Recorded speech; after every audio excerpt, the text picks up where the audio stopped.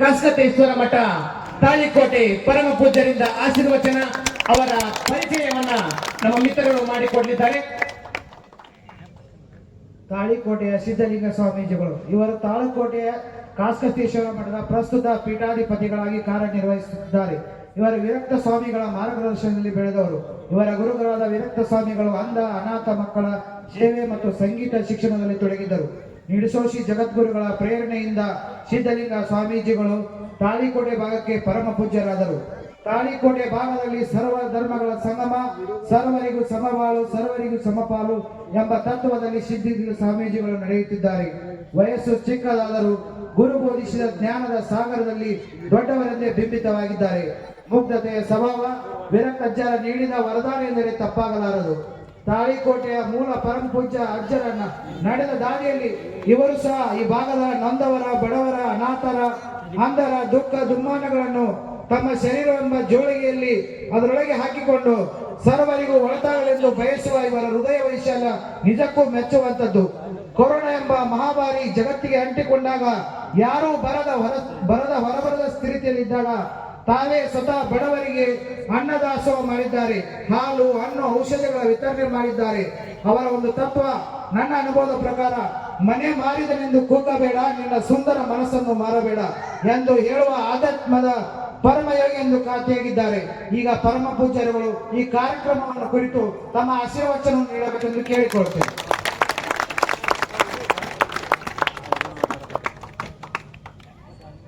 ವೇದಿಕೆ ಮೇಲಿರುವ ಎಲ್ಲ ಪರಮ ಪೂಜ್ಯರ ಪಾದಗಳಿಗೆ ದೀರ್ಘದಂಡ ಪ್ರಣಾಮಗಳನ್ನು ಸಲ್ಲಿಸಿ ಕಾರ್ಯಕ್ರಮವನ್ನು ಸಂಘಟನೆ ಮಾಡಿರುವಂತಹ ಸಂಘಟಕರೇ, ಮಾಧ್ಯಮ ಮಿತ್ರರೇ, ನನ್ನೆಲ್ಲ ಕೋಲಾರಿನ ಯುವಕ ಬಳಗವೇ, ಆಗಮಿಸಿದಂತಹ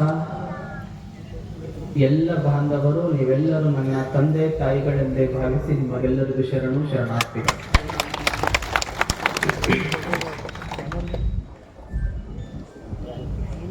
ಮೊದಲು ಮಾತನಾಡಿದವರು ದೇವ್ರ ಕಾಣ್ತಾರೆ, ಕೊನೆಗೆ ಮಾತನಾಡೋರು ಎಷ್ಟೇ ಚಂದಿರ್ಲಿ ದೇವ್ ಕಾಣ್ತಾರೆ.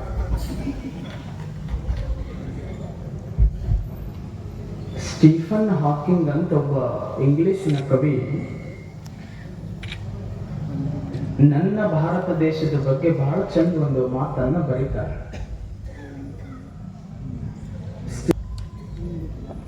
ನಿಮ್ಮ ಪ್ರಕಾರ ಭಾರತ ದೇಶ ಅಂದ್ರೆ ಏನು? ಸ್ಟೀಫನ್ ಹಾಕಿಂಗರು ಎಷ್ಟು ಅದ್ಭುತವಾದ ಉತ್ತರ ಕೊಡ್ತಾರೆ ಅಂದ್ರೆ, according to me, mother India is not just a nation, it's refined and defined with the simplicity and culture ಅಂತ ಒಂದು ಮಾತನ್ನ ಹೇಳ್ತಾರೆ. ನನ್ನ ಪ್ರಕಾರ ಭಾರತ ದೇಶ ಅಂದ್ರ ಕೇವಲ ದೇಶ ಅಲ್ಲ, ಅದು ಸರಳ ಚಿಂತನೆಗಳು ಹೊಂದಿರುವಂತಹ ದೇಶ ಮತ್ತು ಸಂಸ್ಕೃತಿ ಸಂಸ್ಕಾರ ಹೊಂದಿರುವಂತಹ ದೇಶ. ಆ ದೇಶ ಬೇರೆ ದೇಶಗಳಿಗಿಂತ ಅದ್ಭುತ ಅಂತ ಸ್ಟೀಫನ್ ಹಾಕಿಂಗರ್ ಹೇಳ್ತಾರೆ. ನಾನಿದು ಪುಸ್ತಕದೊಳಗೆ ಓದಿದ ಮ್ಯಾಗ ನನ್ನ ತಲೆ ಕೊಯಾಕತ್ತಿರ್ತದೆ. ಹೆಂಗ ನನ್ನ ಭಾರತ ದೇಶ ಸಿಂಪಲ್ ಅಂದ್ರವ್ರು, ಹೆಂಗ ನನ್ನ ಭಾರತ ದೇಶಕ್ಕೆ ಸಿಂಪಲ್ ಅಂದ್ರವ್ರು ಅಂತ ನನ್ನ ತಲೆ ಕೊರಾಕತ್ತಿತ್ತು. ನಾನು ಮೊನ್ನೆ ಚಿಕ್ಕೋಡಿಗೆ ಕಾರ್ಯಕ್ರಮಕ್ಕೆ ಒಬ್ಬನೇ ಹೋಗ್ಬೇಕಾದ್ರ ಅಲ್ಲಿ ಒಂದು ಹಳ್ಳಿ ಬಂತು. ಆ ಹಳ್ಳಿ ಒಳಗ ಒಂದು ದೊಡ್ಡ ಬ್ಯಾನರ್ ಹಾಕಿದ್ರು. ಒಬ್ಬ ಹುಡುಗ 97% ತಗೊಂಡಿದ್ದ ಅಂತ ದೊಡ್ಡ ಬ್ಯಾನರ್ ಹಾಕಿ ಇಡೀ ಊರವರೆಲ್ಲ ಶುಭಾಶಯನ್ನ ಕೋರಿದ್ರು. ಬಹಳ ದೊಡ್ಡ ಸಾಧನೆ ಮಾಡ್ಯಾನಂತ. ನಾನು ಮುಂದೆ ಪಾಸ್ ಆಗ್ಬೇಕಾದ್ರೂ ನೋಡ್ತೀನಿ, ಅದು 97 ಅನ್ಕೊಂಡಿದ್ದೆ. ನಾನು 97 ಇರಲಿಲ್ಲದು. 97 ಮಗ್ಳು ಪಾಯಿಂಟ್ ಹಚ್ಚಿ ಸಣ್ಣದು 35 ಬರ್ದಿದ್ರಲ್ಲಿ ಕೆಳಗೆ ನೋಡೇ ಇಲ್ಲ. ನಾನು 35 ಮೊದಲು ಬರೆದು ಪಾಯಿಂಟ್ ಹಚ್ಚಿ ದೊಡ್ಡದು 97 ಬರ್ದಿದ್ರು. ಅವ ಹುಡುಗ ತಗೊಂಡಿದ್ದು 35.97 ತಗೊಂಡಿದ್ದ. 97 ದೊಡ್ಡದು ಮಾಡಿ 35 ಸಣ್ಣದು ಮಾಡಿಬಿಟ್ಟಿದ್ರು. ಅದನ್ನ ನೋಡಿದಾಗ ನನಗನಿಸ್ತು, ಸಿಂಪಲ್ ಥಿಂಗ್ ನನ್ನ ದೇಶದೊಳಗ ಅದ್ಭುತ ಮಾಡ್ತಿದ್ದಿ ಅಂತ. ಎಷ್ಟು ಅದ್ಭುತ ಅಲ್ಲೇ ನನ್ನ ದೇಶದ. ಈಗ ಯಾರ ನಿಮ್ಮ ಊರಾಗ ಈ ಥೈಲ್ಯಾಂಡ್ ಟ್ರಿಪ್ ಅಂತ ಹೋಗ್ತಾರ, ದುಬೈ ಟ್ರಿಪ್ ಅಂತ ಹೋಗ್ತಾರ, ಅವ್ರು ಹೋಗ್ಬೇಕಾದ್ರೆ ಸುಮ್ಮ ಹೋಗುದಿಲ್ಲ.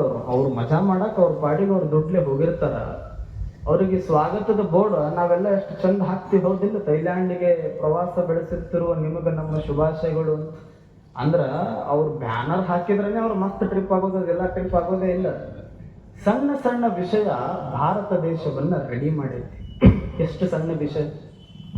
ನಮ್ಮ ದೇಶ ಎಷ್ಟು ಜನ ನಮ್ಮ ದೇಶಕ್ಕೆ ಆಳ್ಲಿಲ್ಲ ಹೇಳ್ರಿ ನೋಡು. ಪೋರ್ಚುಗೀಸರು ಆಳ್ತಾರ, ಫ್ರೆಂಚರ್ ಆಳ್ತಾರ, ಡಚ್ಚರ್ ಆಳ್ತಾರ, ಪಾಕಿಸ್ತಾನಿಗಳು ಆಳ್ತಾರ, ಬ್ರಿಟಿಷರು ಆಳ್ತಾರ. ಪ್ರತಿಯೊಬ್ಬರು ಆಳಿ ಹೋದ ನಂತರವೂ ನನ್ನ ದೇಶ ಅಲ್ಲಾಡದೆ ಕುಗ್ಗಾಡದೆ ತಲೆ ಎತ್ತಿದೆ ಅಂದರೆ ಇದು ನನ್ನ ಭಾರತ ದೇಶ ಅಂತ ನಾವೆಲ್ಲ ಹೆಮ್ಮೆ ಹೇಳ್ಕೋಬೇಕಾಗುತ್ತೆ. ಎಷ್ಟು ದಾಳಿ ಮಾಡ್ಲಿಲ್ಲ ಈ ಯುರೋಪಿಯನ್ಸ್. ನಿಮ್ಗೆ ಗೊತ್ತಿತ್ತಲ್ಲ, ನಾವು ಕಲಿಬೇಕಾದ್ರ ಈ ಯುರೋಪಿಯನ್ಸ್ ಯಾವಾಗ್ಲೂ ಭಾರತ ದೇಶ ಅಂದ್ರನ ಹೊಲಸಂತ ತೋರಿಸಿದ್ರು ಜಗತ್ತಿಗೆ. ಭಾರತ ಮಾತೆ ಅಂತಂದ್ರನ ಏನೂ ಇಲ್ಲ, ಬರೀ ಅಲ್ಲಿ ಅಲ್ಲಿ ಅಲ್ಲಿ ಎಜುಕೇಶನ್ ಇಲ್ಲ ಅಂತ ತೋರಿಸಿದ್ರು ಜಗತ್ತಿಗೆ. ಹಿಂಗೆ ಅವರು ಬ್ರಿಟಿಷರು ನಮ್ಮನ್ನ ಆಳಬೇಕಾದ್ರೆ ಒಂದು ದಿನ ಪ್ರೆಸ್ ಕಾನ್ಫರೆನ್ಸ್ ಒಳಗೆ ಹೇಳ್ತಾರ ಅವ್ರು ಬ್ರಿಟಿಷರು, ನಿಮ್ಮ ದೇಶಕ್ಕೆ ಏನೂ ಇರ್ಲಿಲ್ಲ, ನಿಮ್ಮ ದೇಶಕ್ಕೆ ಬ್ರಿಡ್ಜ್ ಇರ್ಲಿಲ್ಲ, ನಿಮ್ಮ ದೇಶಕ್ಕೆ ಬಲ್ಬ್ ಇರ್ಲಿಲ್ಲ, ನಿಮ್ಮ ದೇಶಕ್ಕೆ ಬೆಳಕಿರ್ಲಿಲ್ಲ. ಬೆಳಕು ತಂದು ಕೊಟ್ಟವ್ರು ನಾವು ಬ್ರಿಟಿಷರು ನಿಮ್ಮನ್ನ 200 ವರ್ಷ ಆಳಿದ್ವಿ. ನಿಮ್ಮ ದೇಶಕ್ಕೆ ಎಜುಕೇಶನ್ ಇರ್ಲಿಲ್ಲ, ಅದನ್ನು ಕೊಟ್ಟವ್ರು ನಾವು ಅಂತ ಬಹಳ ಗರ್ವದಿಂದ ಹೇಳಕತ್ತಿದ್ರು. ಆ ಪ್ರೆಸ್ ಕಾನ್ಫರೆನ್ಸ್ ಒಳಗೆ ಒಬ್ಬ 10th ಆದ ಫೇಲ್ ಆದ ಹುಡುಗಿದ್ದ ಕೊರ್ತಿಕೊಲ್ಲಾರ. ನಾವು ಆ 10th ಫೇಲ್ ಆದ ಹುಡುಗ ಅಂದ, ಮಹನೀಯರೇ, ದೊಡ್ಡವರೇ, ನಮ್ಮ ದೇಶಕ್ಕ ಬ್ರಿಡ್ಜ್ ಇರ್ಲಿಲ್ಲ ಖರೆ, ಆದ್ರೆ ಎಷ್ಟೋ ಶತಮಾನಗಳ ಹಿಂದೆ ಪ್ರೀತಿ ಎಂಬ ಬ್ರಿಡ್ಜ್ ಅನ್ನ ನಮ್ಮ ಶರಣರು ಸಂತರು ಕಟ್ಟಿ ಹೋಗಿದ್ರು, ಅದು ನಿಮ್ ಕಡೆಯಿಂದ ಕಟ್ಟಕ ಸಾಧ್ಯ ಇತ್ತು ಕೇಳ್ದ. ಎಷ್ಟೋ ವರ್ಷದ ಹಿಂದೆ ಜ್ಞಾನ ಎಂಬ ದೀಪವನ್ನ, ಪ್ರೀತಿ ಎಂಬ ದೀಪವನ್ನ ನಮ್ಮ ಸಂತರು ಶರಣರು ಬೆಳಗ್ಗೆ ಹೋಗಿದ್ರಲ್ಲ, ಆ ದೀಪ ನಿಮ್ಮಿಂದ ಬರಕಕ್ಕ ಸಾಧ್ಯ ಇತ್ತು ಅಂತ ಕೇಳಿದವ. ಸುಮ್ಮಾದ್ರು ನಮ್ಮ ದೇಶವನ್ನ ನೀವು 200 ವರ್ಷ ಲೂಟಿ ಮಾಡಿ ಹೋದ್ರಲ್ಲ, ನಮ್ಮ ದೇಶದ ಸಂಸ್ಕೃತಿ ನಿಮ್ಗೆ ಲೂಟಿ ಮಾಡಕ ಸಾಧ್ಯ ಆಯ್ತನು? ಬರೇ ಒಬ್ಬ ಕಾಕಾ ಚೂಪ್ ಟೆಪ್ಗಿ ಹಾಕೊಂಡು ಲುಂಗಿ ಕಟ್ಟಿದ್ನಂದ್ರ ಅವನಂಗ ನಿಮಗ್ ಕಾಪಿ ಮಾಡಕ್ ಆಗ್ಲಿಲ್ಲ. ನೀವು ಸೂಟ್ ಬೂಟ್ ಹಾಕೊಂಡು ಮೆರದ್ರಿ, ನಿಮ್ಮದು ಸಂಸ್ಕೃತಿ ಅಲ್ಲ ನನ್ನದು ಸಂಸ್ಕೃತಿ ಅಂದ್ರು. ನಮ್ಮ ತಾಯಂದರು ಎಷ್ಟು ಚಂದ ಸೀರೆ ಹಾಕೊಂಡು ಕುಂಕುಮ ಹಾಕೊಂಡು ಎಷ್ಟು ಚಂದ ಒಂದು ಕ್ಷಣ ದೇವಸ್ಥಾನಕ್ಕೆ ನಮ್ಮ ತಾಯಂದರು ಬಂದ್ರು ಅಂತಂದ್ರೆ ಆ ಸಂಸ್ಕಾರ, ಆ ಸಂಸ್ಕೃತಿ ನನ್ನ ದೇಶದಿತ್ತಲ್ಲ, ಅದನ್ನು ನಿಮ್ ಕಡೆಯಿಂದ ಕಳು ಮಾಡಕ ಸಾಧ್ಯ ಆಯ್ತೇನೋ ಅಂತ ಒಬ್ಬ ಸಣ್ಣ ಹುಡುಗ ಪ್ರಶ್ನೆ ಮಾಡಿದಾಗ ಓದಿದ ದೊಡ್ಡ ಜ್ಞಾನಿ ಗಪ್ ಚುಪ್ ವೇದಿಕೆ ಮೇಲೆ ಕುಂತಿದ್ದ. ಅಷ್ಟು ನನ್ನ ದೇಶದ ಸಂಪತ್ತು ಏನೇ ಇದ್ರು ಕೂಡ ಅವ್ರ ಕಡೆಯಿಂದ ಲೂಟಿ ಮಾಡಕ್ ಆಗ್ಲಿಲ್ಲ. ಒಂದು ದಿನ ಏನಾಯ್ತು, ಕಳ್ರು ಬಹಳ ಅದ. ಎಲ್ಲಿ ಹೋಗ್ತಿರಲ್ಲಿ ಬರೇ ಕಳ್ರೆ. VIP ಕಳ್ರು ಬೇರೆ, VVIP ಕಳ್ರು ಬೇರೆ, ನಾರ್ಮಲ್ ಕಳ್ರು ಬೇರೆ, ಲೋಕಲ್ ಕಳ್ರು ಬೇರೆ. ಬಹಳ ಬಗೆಯದಾವ್ ಕಳ್ರೊಳಗೆ, ನಾನು ಬಿಡಿಸಿ ಹೇಳುವುದಿಲ್ಲ ಅದನ್ನ. ಹಿಂಗೆ ಕಳ್ತನ ಜಾಸ್ತಿ ಆಗ್ಬೇಕಾದ್ರ ಜಪಾನ್ ದೇಶದವ್ರು ಯೋಚನೆ ಮಾಡ್ತಾರೆ, ಹೆಂಗರ ಮಾಡಿ ಈ ಕಳ್ಳರನ್ನ ಕಂಡು ಹಿಡಿಬೇಕು ನಾವು. ಅವ್ರು ಒಂದು ಮಷೀನ್ ಅನ್ನ ತಯಾರು ಮಾಡಿದ್ರು, ಕಳ್ಳರು ಕಂಡು ಹಿಡಿಯೋ ಮಷೀನ್. ಆ ಮಷೀನ್ ಏನ್ ಮಾಡ್ತಿತ್ತು, ಒಂದು ದಿವ್ಸಕ್ಕ 200 ಕಳ್ಳರನ್ನ ಕಂಡು ಹಿಡಿತದು ಜಪಾನ್ ಒಳಗೆ. ಅದನ್ನ ನೋಡಿದ ಚೀನಾ ದೇಶದವರು ಇದನ್ನ ನಾನು ಕಂಡು ಹಿಡಿದ್ರೆ ಹೆಂಗಾಗ್ತೈತಿ ಅಂತ ಕಂಡು ಹಿಡಿತಾರ. ಅದು ದಿವ್ಸಕ್ಕೆ 1000 ಕಳ್ಳರನ್ನ ಕಂಡು ಹಿಡಿತದ, ಅಂದ್ರೆ ಹಿಡ್ಕೊಂಡು ಬಂದು ಒಗಿತಿರ್ತದ. ಇದನ್ನ ಭಾರತ ದೇಶ ತಗೊಂಡು ಬಂದು ಹೆಂಗಾರ ಮಾಡಿ ಕಳ್ಳರನ್ನ ಹಿಡಿಯೋದು ನಾವು ಪತ್ತೆ ಹಚ್ಚುನು ಬಾ ಅಂತಂದು ಭಾರತ ದೇಶಕ್ಕೆ ತಗೊಂಡು ಬಂದು ಕಳತನ ಎಲ್ಲೆಲ್ಲಕ್ಕೋ ಎಲ್ಲಾ ಕಡೆ ಆ ಮಷೀನ್ ಅನ್ನ ಬಿಟ್ರು. ನಮ್ಮ ಕಟ್ಟಿ ಮ್ಯಾಕ್ ಕುಂತು ಹುಡುಗರು ಏನ್ ಯೋಚನೆ ಮಾಡಿದ್ವು ಅಂದ್ರೆ, ಇದು ಎದಕ್ ಬಂದದ ಮಷೀನ? ಮಾತಾಡ್ರವ, ಇದು ಮಷೀನ್ ಎದಕ್ ಬಂದದ? ತಂಡ ಹಿಡ್ದೈತಲ್ಲ, ಯಾರಿಗ ಮಷೀನ್ ಎದಕ್ ಬಂದೈತಿದು? ಕಳ್ಳರನ್ನ ಹಿಡ್ಯಾಕ್ ಬಂದೈತಿಲ್ಲ. ಕಟ್ಟಿ ಮ್ಯಾಗ ಕುಂತ ಒಬ್ಬ ಹುಡುಗ ಯೋಚನೆ ಮಾಡ್ದ, ಕಳ್ಳರನ್ನ ಹಿಡ್ಯಾಕ ಬಂದ ಮಷೀನ್ ಐತಂದ ಮ್ಯಾಗ ಮಷೀನ್ ಎಬ್ಬಿಸ್ಬಿಡು ಮುಗಿದೈತಲ್ಲ ಅಂತ.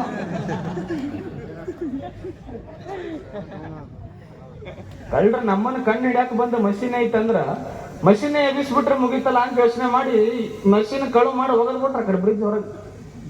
ಯಾಕೆ ಮಾತನ್ನ ನಾನು ಹೇಳಕತ್ತೀನಿ ಅಂದ್ರೆ, ನನ್ನ ದೇಶಕ್ಕೆ ನಿಮ್ಮ ಎಜುಕೇಶನ್ ಅವಶ್ಯಕತೆ ಇರಲಿಲ್ಲ, ನನ್ನ ದೇಶಕ್ಕೆ ನಿಮ್ಮ ಸೂಟ್ ಬೂಟ್ ಅವಶ್ಯಕತೆ ಇರಲಿಲ್ಲ, ನನ್ನ ದೇಶಕ್ಕೆ ನಿಮ್ಮ ತೊದಲು ಬದಲುಗಳ ಇಂಗ್ಲಿಷ್ ಅವಶ್ಯಕತೆ ಇರಲಿಲ್ಲ.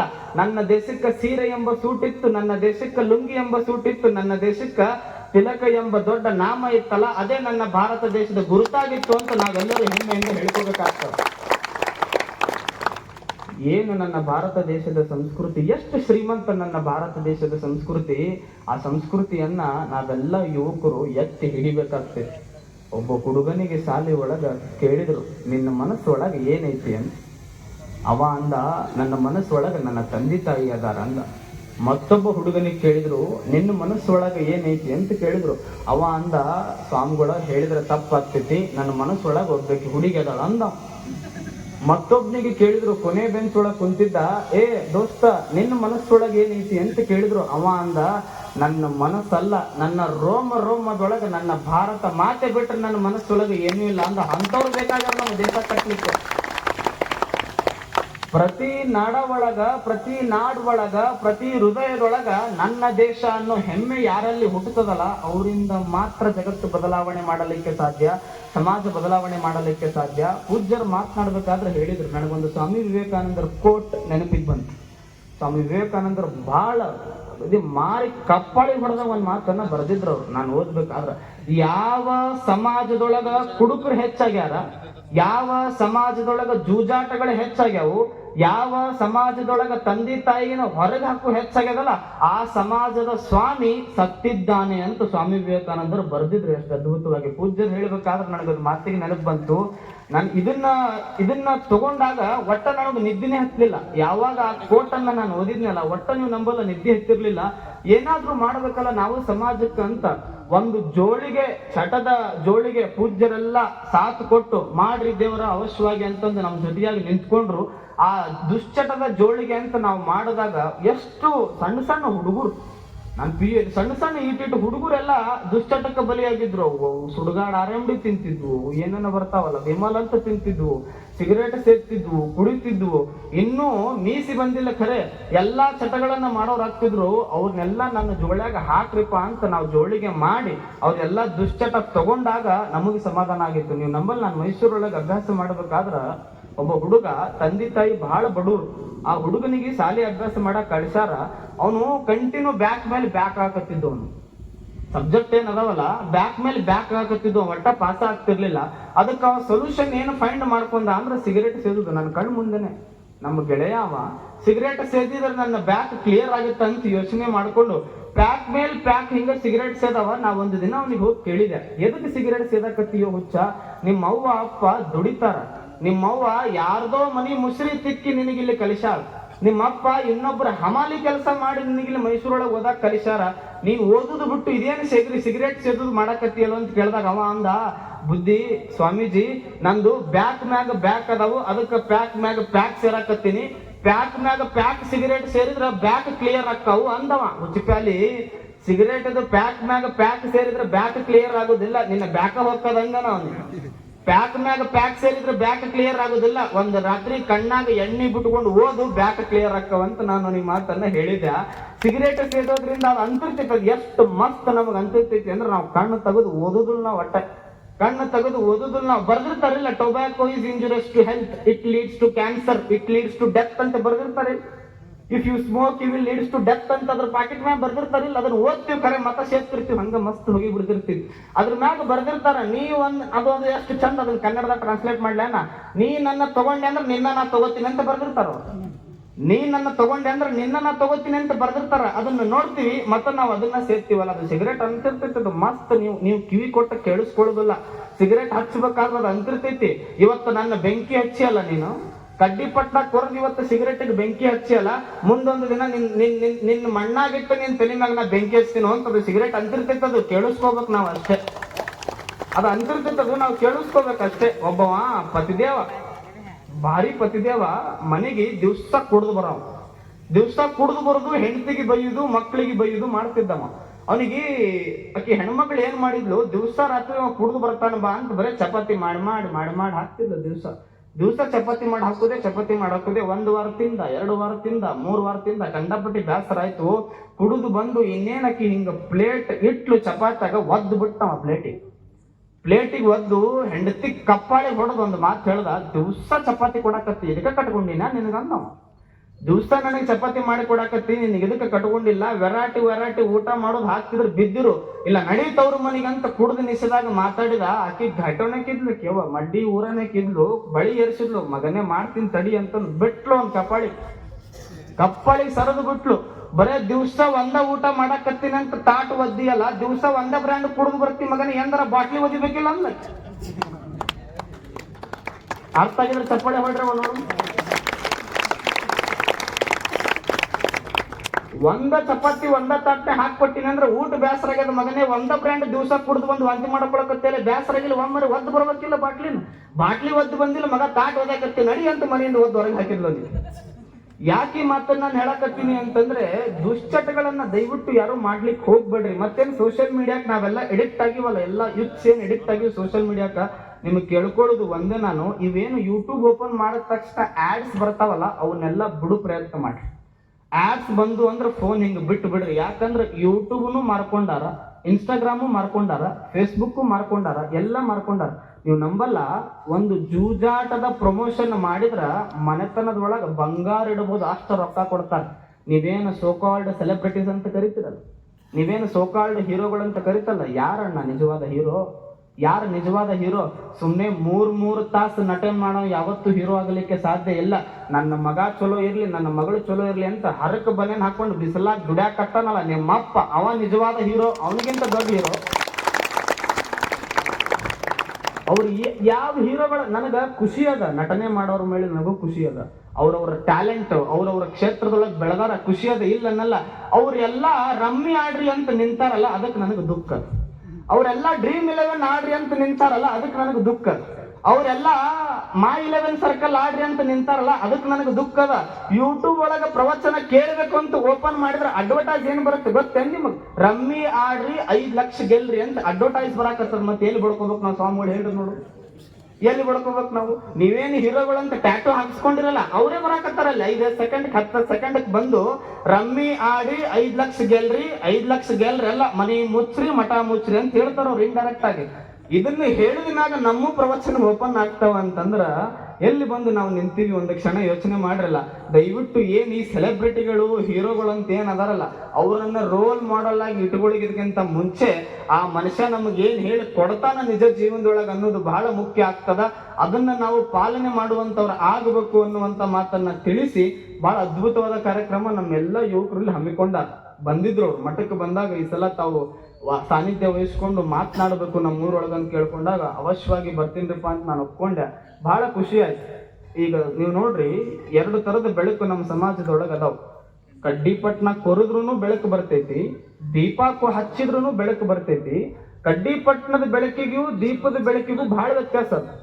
ಕಡ್ಡಿಪಟ್ನ ಕೊರದ್ರ ಬೆಂಕಿ ಹತ್ತದ, ದೀಪ ಹಚ್ಚಿದ್ರ ಬೆಳಕು ಕೊಡ್ತದ. ಕಡ್ಡಿಪಟ್ನ ಕೊಡುದು ಬೆಳಕೆ, ದೀಪ ಕೊಡುದು ಬೆಳಕೆ. ಎಷ್ಟು ವ್ಯತ್ಯಾಸ ಐತಿ ಅಂದ್ರ, ಕಡ್ಡಿಪಟ್ನ ಹಚ್ಚಿದ್ರ ಒಂದು ಬೆಂಕಿ ಹತ್ತಿ ಮನಿ ಮಣ ಎಲ್ಲ ಹಾಳಾಗ್ತವು, ದೀಪ ಹಚ್ಚಿದ್ರ ಅದೇ ಮನಿ ಬೆಳಗ್ತದ. ದೀಪಕ್ಕೂ ಕಡ್ಡಿಪಟ್ನಕ್ಕೂ ಎಷ್ಟು ಅಜಗಜಾಂತರ ವ್ಯತ್ಯಾಸ ಐತಲ್ಲ. ಕೊರ್ತಿ ಕೊಲ್ಹಾರ ಮತ್ತು ಕೊಲ್ಲಾರದೊಳಗೆ ವಾಸ ಮಾಡೋರು ಕಡ್ಡಿಪಟ್ನ ಅಲ್ಲ, ಪ್ರತಿಯೊಬ್ಬರು ಕೂಡ ದೀಪ ಅನ್ನುವಂಗ ನೀವು ಇವತ್ತು ಕಾರ್ಯಕ್ರಮ ಮಾಡಿದಿರಿ. ದೀಪಗಳು ಇವೆಲ್ಲ ಪ್ರತಿಯೊಬ್ಬರು ನಾವು ಕಡ್ಡಿಪಟ್ನ ಅಲ್ರಿ ಸ್ವಾಮಿಗಳೇ, ನಾವೆಲ್ಲರೂ ದೀಪ ಆಗಿ ಕೆಲಸ ಮಾಡ್ತೀವಂತ ನೀವೆಲ್ಲ ಕೆಲಸ ಮಾಡಕತ್ತೀರಿ. ಸಣ್ಣದು ದೊಡ್ಡದು ವ್ಯತ್ಯಾಸ ಲೆಕ್ಕಕ್ಕೆ ಬರೋದೇ ಇಲ್ಲ.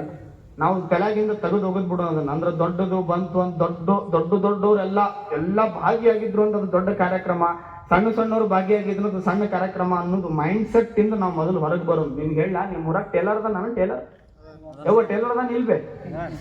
ಅದಾನಲ್ಲ ಟೇಲರ್ ಅದಾನಲ್ಲ. ನೀವೆಂದರ ಈ ಅರಬಿ ಹೊಲಸಾಕ್ ಹೋದಾಗ ಅವ ಟೇಲರ್ ನೋಡ್ರಿ ನೀವು, ಅವ ಏನ್ ಮಾಡಿರ್ತಾನ, ಗಾತ್ರಾಕಾರದ ಕತ್ರಿ ಕಾಲ ಒಗದಿರ್ತಾನವ. ಹೌದಿಲ್ಲ? ಕತ್ರಿನ ಕಾಲ ಒಗದಿರ್ತಾನ, ಸಣ್ಣ ಸೂಜಿನ ತಲೆ ಮ್ಯಾಗ ಚುಚ್ಕೊಂಡಿರ್ತಾನ. ನೀವು ನೋಡಿರೇನ್? ಯಾಕೆ ಹೇಳು? ಕಾಲಾಗ ಬಿಟ್ಟನಂದ್ರೆ ಚುಚ್ತದದು ಎಲ್ಲರಿ ಅಂತಂದು ಚೂಪ್ ಟೆಪ್ಗಿ ಮಾಡ್ಕೊಂಡು ಸೂಜಿನ ತಲೆಯಾಗ ಇಟ್ಕೊಂಡಿರ್ತಾನ, ಕತ್ರಿನ ಕಾಲ ಒಗದಿರ್ತಾನ. ಮತ್ತ ಸಮಾಜದೊಳಗ ಮ್ಯಾಗ ಕೆಳಗ ಬಂದ ಮ್ಯಾಗ ಜಗಳ ಚಾಲು ಆಗುದೇ ಇಲ್ಲ, ಅಲ್ಲೂ ಹೈತೆ ಜಗಳ. ಸಮಾಜದೊಳಗ ಮ್ಯಾಗ ಕೆಳಗ ಅಂದ ಮ್ಯಾಗ ಜಗಳ ಚಾಲು ಆಗುದಿಲ್ಲ, ಅಲ್ಲೂ ಜಗಳ ಚಾಲು ಆಯ್ತು. ಮಗನೇ ನೀ ಹೆಂಗ್ ಮ್ಯಾಗ ಬಾಗಿ, ನಾ ಹೆಂಗ್ ಕೆಳಗದಿಲ್ಲ ಅಂತ ಕತ್ರಿ ಸೂಜಿ ಕೇಳ್ತದ. ಅಲ್ಲೋ ನೋಡಾಕ ನಾ ಎಷ್ಟು ದೊಡ್ಡವ, ನೀ ಅದಿ ಈಟೆ ಮಗನೇ, ನಿನ್ನ ತಲೆ ಮ್ಯಾಗ ಇಟ್ಟುಕೊಂಡಾನ, ನನ್ನ ಕಾಲಾಗ ಹೋಗದಾನ ಮಗ, ಅದು ಹೆಂಗ ಸಾಧ್ಯ ಅಂತಿದು ಕತ್ರಿ ಸೂಜಿ ಅಂತ ಹುಚ್ಚ. ನೀ ನೋಡಾಕ ದೊಡ್ಡವದಿ ಖರೆ, ನಿನ್ನ ಕೆಲಸ ಅಂತದ್ದೈತು ಮಗನೇ. ನಿನ್ನ ಕೆಲಸ ಏನೈತಿ? ಕಟ್ ಮಾಡೋದೈತಿ. ಸಮಾಜದೊಳಗೆ ಎಷ್ಟೇ ದೊಡ್ಡ ಬೇರೆ ಬೇರೆ ಊರಿನವರು ಬೇರೆ ಬೇರೆ ಓಣಿಯವ್ರನ್ನೆಲ್ಲ ಇಲ್ಲಿ ಸೇರಿಸಿ ಹೆಂಗ ಒಂದು ಸಣ್ಣ ಸೂಜಿ ಕೆಲಸ ಮಾಡ್ತೈತಲ್ಲ, ಆ ಸಣ್ಣ ಸೂಜಿ ಯಾವುದು ಅಂತಂದ್ರೆ ವೀರ ಸಾವರ್ಕರ್ ತರುಣ ಮಂಡಳಿ ಕೋಲಾರ ಅನ್ನುವಂಥದ್ದು ನಾವು ಹೆಮ್ಮೆಯಿಂದ ಹೇಳ್ಕೋಬೇಕಾಗ್ತದ. ಅಷ್ಟು ಅದ್ಭುತವಾದ ಕಾರ್ಯ, ಅದ್ಭುತವಾದ ಕೆಲಸ. ದಯವಿಟ್ಟು ನನ್ನೆಲ್ಲ ಯುವಕರಿಗೆ ಕೇಳ್ಕೊಳ್ಳೋದು ಒಂದೇ, ಚಟ ಮಾಡಬೇಡ್ರಿ. ತಂದೆ ತಾಯಿಗೆ ನೋವು ಮಾಡೋ ಕೆಲಸ ಮಾಡಬೇಡ್ರಿ.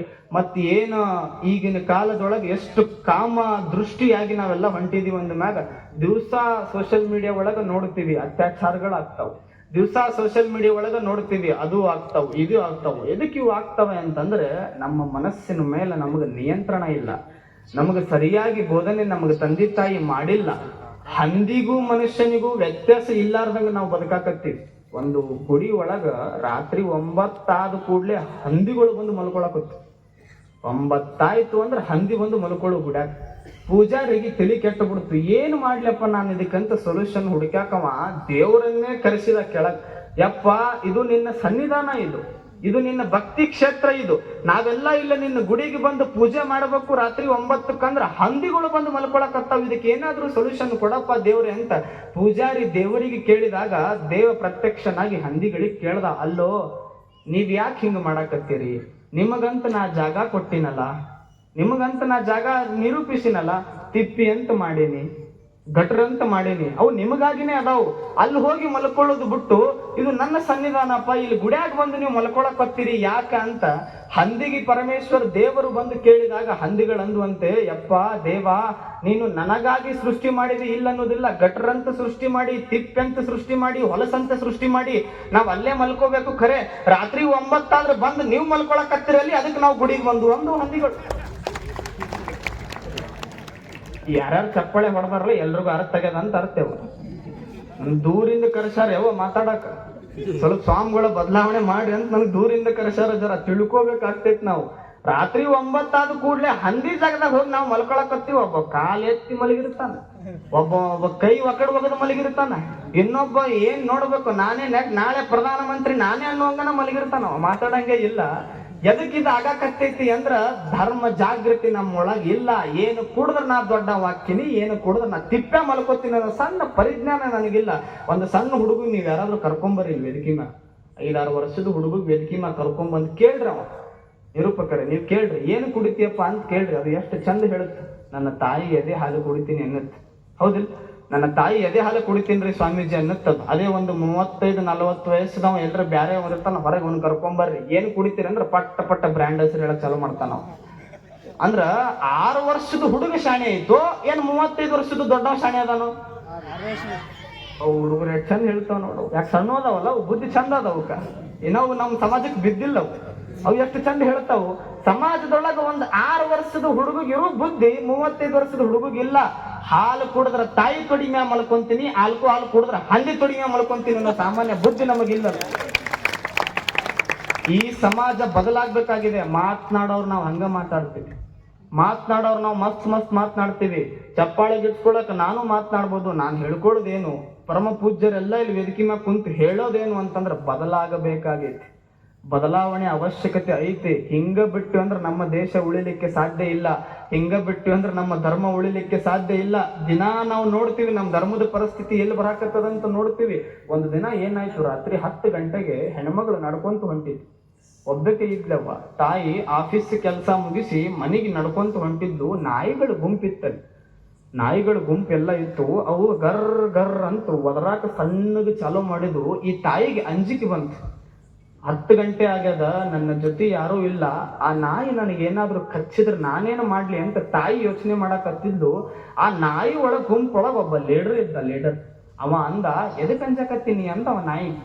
ತಾಯಿ ಅಂದ್ಲು, ಅಲ್ಲ ನೀವೆಲ್ಲ ಗುಂಪದವ್ರು ಅದಿರಿ, ರಾತ್ರಿ 10 ಗಂಟೆ ಆಗೈತಿ, ನನಗ್ ಕಡಿದ್ರೆ ಏನ್ ಮಾಡ್ಲಿ, ನಮ್ಮ ಅವ್ವಗ ನಾನು ಒಬ್ಬಕ್ಕೆ ಮಗಳು, ನಮ್ಮ ಮನಿ ಸಾಕಬೇಕು ಅಂತ ನಾ ಚಂದ ದುಡಿದು ವಾಪಸ್ ಮನಿಗೆ ಹೊಂಟೀನಿ, ನನ್ನ ಕಡಿದ್ರೆ ಏನ್ ಮಾಡ್ಲಿ ಅಂತ ನಾಯಿಗೆ ತಾಯಿ ಅಂದ್ಲು. ಆ ಹೆಣ್ಮಗಳು ಅಂದ್ಲು, ನಾಯಿ ಅಂದು ತಪ್ಪು ತಿಳ್ಕೊಂಡಿ ನಮ್ಮ ಬಗ್ಗೆ ಅಂದು. ನಾಯಿಗಳು ನಮ್ಮ ಬಗ್ಗೆ ತಪ್ಪು ತಿಳ್ಕೊಂಡಿ, ಯವ್ವ ನೀನು ನಿನ್ನ ಕಡ್ಯಾಕ ಮನುಷ್ಯರಲ್ಲ ನಾಯಿ ಅದೀವ ಅಂದು.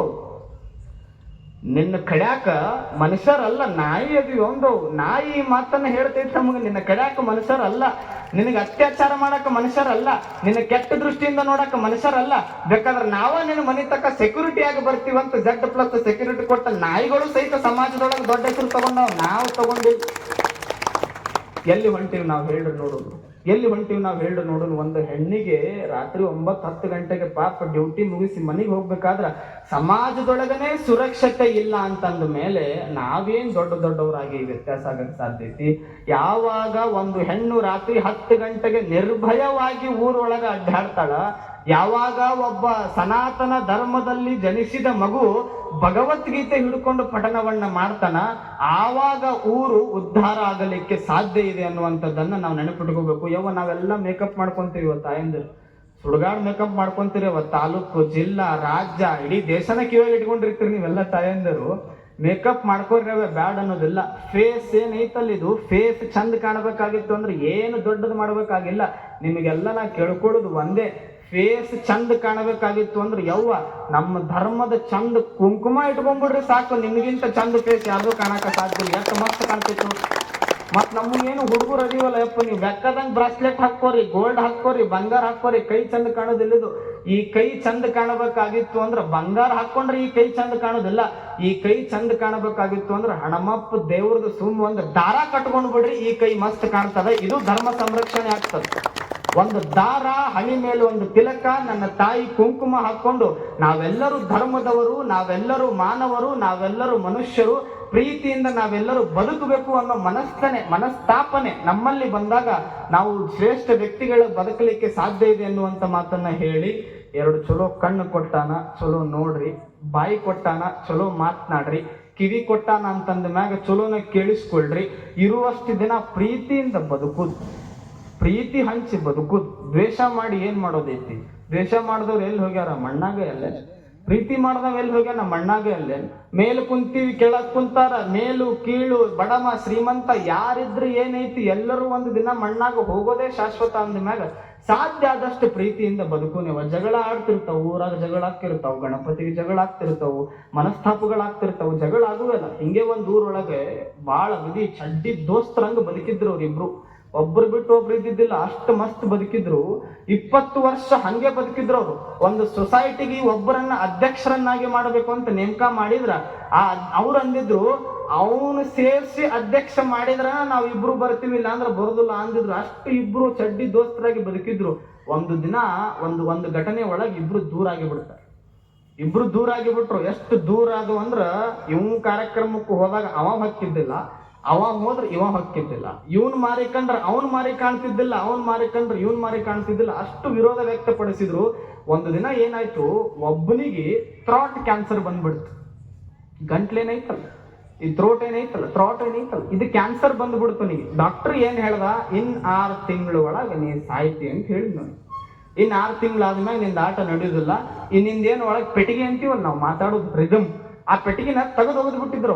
ನೀ ಮಾತಾಡಕ್ ಆಗುದೇ ಇಲ್ಲಪ್ಪ, ನೀ ಗಪ್ಪ ಇರುದು, ಅದನ್ನ ತೆಗೆದ್ರೆ ಇನ್ನೊಂದು 6 ತಿಂಗಳು ಬದುಕ್ತಿ, ಇಲ್ಲ ನಾಳೆ ಸಾಯ್ತಿ ಅಂತ ಹೇಳಿದ್ರು ಡಾಕ್ಟರು. ಅದನ್ನ ಪಾಪ ತಗೊಂಡು ಆಪರೇಷನ್ ಮಾಡಿ ಮನ್ಯಾಗ ಕುಂತಿದ್ದ. ಇದನ್ನ ಸುದ್ದಿ ಅವನಿಗೆ ಮುಟ್ತು. ಏನ್ ಚಡ್ಡಿ ದೋಸ್ತಿದ್ನಲ್ಲ ಅವನಿಗೆ ಮುಟ್ತು. ಅವ ಯೋಚನೆ ಮಾಡ್ತಾನ, ಇನ್ 6 ತಿಂಗಳ ಒಳಗ ನಮ್ಮ ಸಾಯ್ತಾನ ಅಂದ ಮ್ಯಾಗ ಇನ್ನು ದ್ವೇಷ ಮಾಡಿ ನಾ ಏನು ಮಾಡ್ಲಿ ಅಂತ ಬೇಕ್ರಿಗೆ ಹೋದ. ಬೇಕ್ರಿ ಒಳಗ ಒಂದು ಬ್ರೆಡ್ ತಗೊಂಡು ಬರ್ಬೇಕಾದ್ರೆ ಬೇಕ್ರಿ ಅವ್ ಕೇಳಿದ, ರಾಜಸ್ಥಾನದಾಗ ಇದ್ದವ. ಬೇಕ್ರಿ ಅವ್ ಕೇಳಿದ, ಎಲ್ಲಿ ಹೊಂಟಿರಿ ಯಜಮಾನ್ರಿ ಅಂದ. ಇಲ್ಲಪ್ಪ, ಚಡ್ಡಿ ದೋಸ್ತ್ ಒಬ್ಬ ಇದ್ದ, 10 ವರ್ಷದಿಂದ ಅವ್ನು ಒಟ್ಟ ಮಾತಾಡೇ ಇಲ್ಲ. ನಾನು 20 ವರ್ಷ ನಾವಿಬ್ರು ಬಹಳ ಚಂದ ಬದುಕಿದ್ವಿ, ಏನೋ ಒಂದು ಮನಸ್ತಾಪ ಆಗಿ ನಾವು ದೂರ ಆಗಿದ್ವಿ. 10 ವರ್ಷ ಆಯ್ತು ಒಟ್ಟ ಮಾತಾಡೇ ಇಲ್ಲ. ಇನ್ನು 6 ತಿಂಗಳದಾಗ ಅವ ಸಾಯ್ತಾನಂತ, ಅದಕ್ಕೆ ಇನ್ನು ದ್ವೇಷ ಮಾಡಿ ಏನ್ ಮಾಡ್ಲಿ, ಬ್ರೆಡ್ ತಗೊಂಡು ಮಾತಾಡ್ಸಾಕು ಹೊಂಟಿನಿ ಅಂದಿವ. ಮಾತಾಡ್ತಾನ ಅವ? ಪೆಟ್ಟಿಗಿನ ತೆಗೆದು ಹೋಗದಾರ ಮಾತಾಡ್ತಾನ ನಾವ? ಏನೋ ಬಗ್ಗೆ ರಾಜಸ್ಥಾನದವ ಅಂದ, ಅಲ್ಲ ಹಿಂಗ್ ಹೇಳ್ತೀನಂತ ತಪ್ಪು ತಿಳ್ಕೊಬ್ಯಾಡ್ರಿ ಯಜಮಾನ್ರೆ, ನೀವು ದೊಡ್ಡವ್ರಂತ ಏನ್ ಅದಿರಲ್ಲ, ನಿಮಗ ಅವನು ಬಾಯಿ ಸತ್ತ ಮ್ಯಾಗನ ಮಾತಾಡ್ಬೇಕಂತ ಅನ್ಸಿತನು ಅಂದಿವ. ಬಾಯಿ ಸತ್ತ ಮ್ಯಾಗನ ಮಾತಾಡ್ಬೇಕಂತ ಅನ್ಸಿತನು. ಹೆಂಗ ಪರ್ಸ್ ಒಳಗ 3 ಇಂಚ್ ಪರ್ಸ್ ಒಳಗ ನೋಟ್ ತೆಗೆದು ಬ್ರೆಡ್ ತಗೊಂಡ್ರಿ, ಹಂಗ 10 ವರ್ಷದಿಂದ ಪ್ರೀತಿ ಎಂಬ ಪರ್ಸ್ ಒಳಗ, ಹಾರ್ಟ್ ಎಂಬ ಪರ್ಸ್ ಒಳಗ ಪ್ರೀತಿ ಕೊಟ್ಟು ಬಿಟ್ಟಿದ್ರು, ಅವನಿಗೆ ಕ್ಯಾನ್ಸರೇ ಬರ್ತಿರ್ಲಿಲ್ಲ ಅಂತಂದ್ರ ರಾಜಸ್ಥಾನ. ಈ ಕೆಲಸ 10 ವರ್ಷ ಹಿಂದೆ ಮಾಡಿದ್ರೆ ಅಂದ್ರೆ ಅವನಿಗೆ ಕ್ಯಾನ್ಸರೇ ಬರ್ತಿದ್ದಿಲ್ಲ. ಪ್ರೀತಿಯಿಂದ ನೀವು ಇಬ್ರು ಚಂದ ಇರ್ಬೋದಿತ್ತಲ್ಲ. ಏನ್ ಮನಸ್ತಾಪ ಮಾಡ್ಕೊಂಡು ಏನ್ ಗೆದ್ರಿ, ಏನು ಮನಸ್ತಾಪಗಳು ಮಾಡ್ಕೊಂಡು ಏನು ಸಾಧಿಸಿರ್ದು ನೀವು ಅಂದಾಗ, ನಮಗ್ ಬುದ್ಧಿ ಹೇಳಕ್ ರಾಜಸ್ಥಾನದವರೇ ಬರ್ಬೇಕು, ನಾವು ಅಲ್ಲಿ ತಕ ಕೇಳೋರಲ್ಲ. ನಮಗ್ ಬುದ್ಧಿ ಹೇಳಕ ರಾಜಸ್ಥಾನ್ ಬೇಕ್ರಾವ್ ಬಂದಾಗ ಕೇಳೋರು, ನಾವು ಅಲ್ಲಿ ತಕ ನಾವು ಕೇಳೋದಿಲ್ಲ. ಏನ್ ಮಾಡೋರು ದ್ವೇಷ ಮಾಡಿ ಏನ್ ಮಾಡೋರು ನನಗೆ ಅಜ್ಜಾರು ಕೆಲವೊಬ್ರು ಇರ್ತಾರ ಸ್ವಾಮಿಗಳು ಅವ ನನ್ನ ನೋಡಿ ಬೇಕಂತ ಕೆಮ್ತ ನೋಡ್ರಿ ಅಂತಿರ್ತಾವ. ಅವ ನನ್ನ ನೋಡಿ ಬೇಕಂತ ಕೆಮ್ತ ನೋಡ್ರಿ ಅಂತಿರ್ತಾರ. ಅರೇ ಅವನಿಗೆ ಕೆಮ್ಮು ಬಂದದ, ಕೆಮ್ಮ್ಯಾನ, ನೀ ಆರಾಮ್ ಇದ್ದು ಬಿಡಲ್ಲ, ಯಾಕೆ ತಲೆ ಕೆಡಿಸ್ಕೊಂತಿ? ನಾನು ಹೇಳುದು ಒಂದೇ, ಯಾರು ನಮಗ ಬೈದಾರ ಅವರಿಗೆ ಹೊಗಳುವಂಗ ಆಗಲಿ. ಯಾರು ನಮ್ಮ ದಾರಿ ಒಳಗ ಮುಳ್ಳು ಚೆಲ್ಲಾರ ಅವ್ರ ದಾರಿ ಒಳಗ ಹೂ ಚೆಲ್ಲುವಂಗ ದೇವರವ್ರಿಗೆ ಶಕ್ತಿ ಕೊಡ್ಲಿ. ಯಾರು ನಮ್ಮ ಮನಿ ಮ್ಯಾಗ ಲಿಂಬೆಣ್ಣು ಹೋಗದಾರಲ್ಲ ಅವ್ರ ಮನಿ ಮ್ಯಾಗ ಮನಿ ಕಟ್ಟುವಂಗ ದೇವರ ಆಶೀರ್ವಾದ ಮಾಡ್ಲಿ. ಯಾರು ನಮ್ಗೆ ಈ ಮಗ ಸಾಯಲಿ ಅಂತ ಬಯಸಾರ ಅವರಿಗೆ ಗಣಪತಿ ಇನ್ನೂ 100 ವರ್ಷ ಆಯುಷ್ ಕೊಡ್ಲಿ ಅನ್ನುವಂತ ದೊಡ್ಡ ಮನಸ್ಸು ನಮಗ ಬಂದಾಗ ನಾವೆಲ್ಲರೂ ಭಾರತೀಯರಾಗಲಿಕ್ಕೆ ಸಾಧ್ಯ ಇದೆ, ನಾವೆಲ್ಲರೂ ಧರ್ಮ ಜಾಗೃತರಾಗಲಿಕ್ಕೆ ಸಾಧ್ಯ ಇದೆ ಅನ್ನುವಂತ ಮಾತನ್ನ ಹೇಳಿ, ಧರ್ಮ ಪಾಲನೆ ಮಾಡ್ರಿ, ಧರ್ಮ ರಕ್ಷಕರಾಗಿ ಬಾಳ್ರಿ, ನಿಮ್ಗೆಲ್ಲರಿಗೂ ಆ ದೇವನ ಕೃಪೆ ಇರ್ಲಿ ಅನ್ನುವಂತ ಮಾತನ್ನ ಹೇಳಿ ನಾನು ಮಾತನ್ನು ಮುಗಿಸ್ತೀನಿ. ಶರಣು ಶರಣಾರ್ಥಿ.